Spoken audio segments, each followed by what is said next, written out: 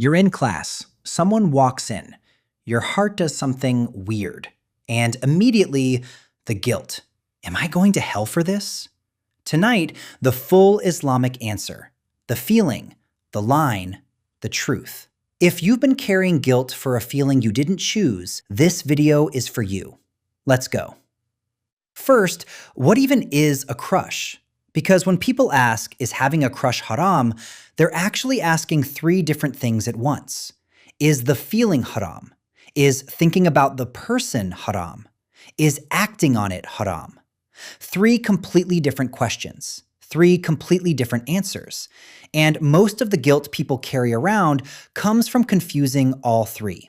So let's separate them, one at a time, starting with the most important one. Is the feeling itself haram? Here's what Islam says about feelings. You are not accountable for what enters your heart uninvited. Say it again. You are not accountable for what enters your heart uninvited. This is not a loophole.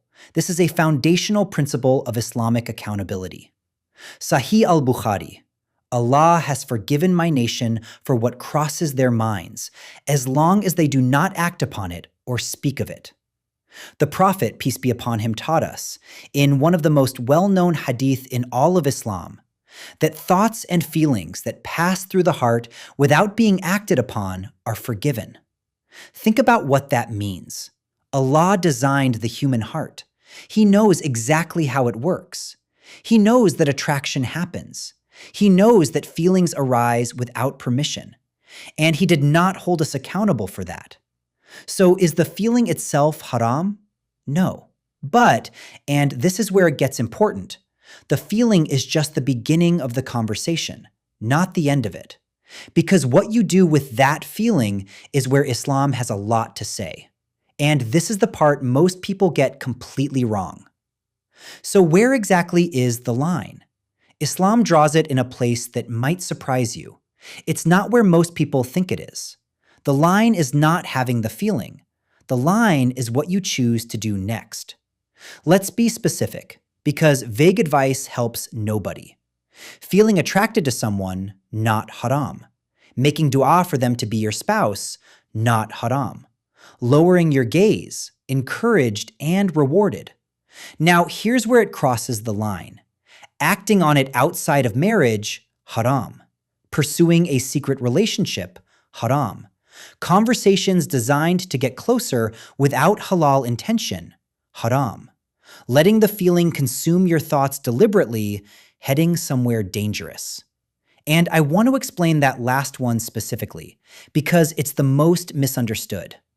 There's a difference between a thought that passes through your mind and a thought you deliberately sit with. Water in a cup versus water you keep pouring. The Prophet, peace be upon him, said, "Do not follow one glance with another. The first is forgiven, but the second is not." The first glance, forgiven. The second glance, that's a choice.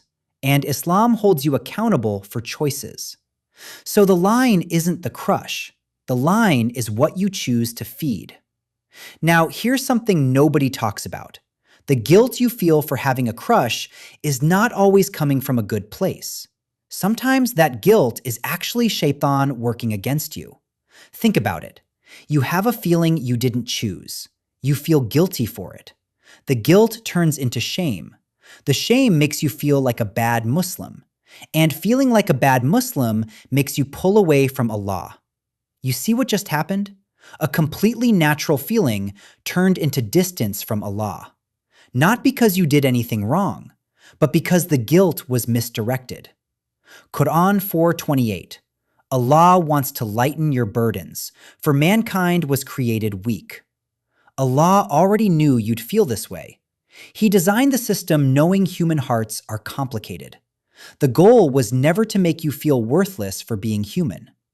And now, the most important part of this entire video. What Islam actually wants for you instead. Islam didn't just draw a line and leave you there. Islam gave you a direction. And that direction is nikah, marriage. Not as a restriction, as a solution. The Prophet, peace be upon him, said, "O young people, whoever among you is able to marry, let him marry.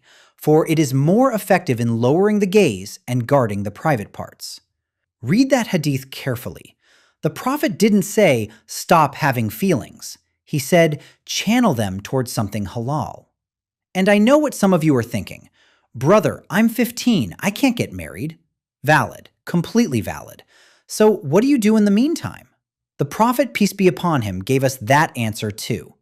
And whoever is not able to marry, let him fast, for fasting will be a shield for him. Fasting, not as punishment, as protection. And beyond that, Islam gives you something even more powerful. Lower your gaze, guard your heart, make dua. Focus on becoming the person that a good spouse would want. Islam didn't close the door on love.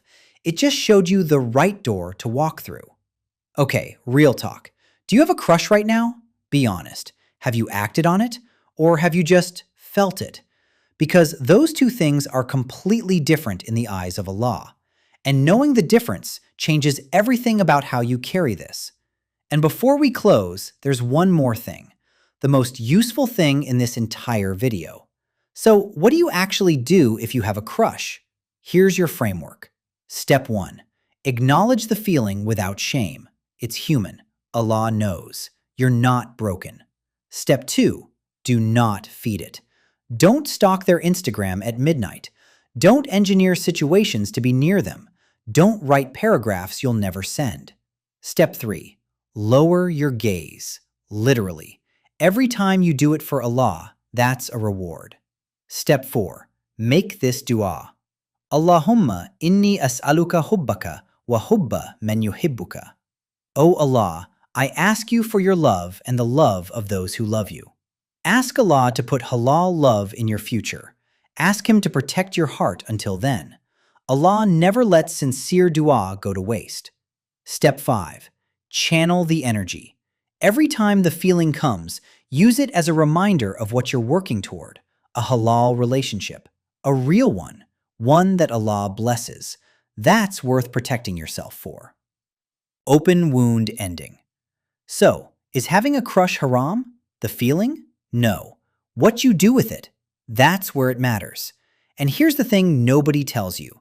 The fact that you feel guilty, the fact that you care enough to search for the answer, the fact that you're watching a video about it at whatever time it is right now, that guilt, that care, that's your iman talking.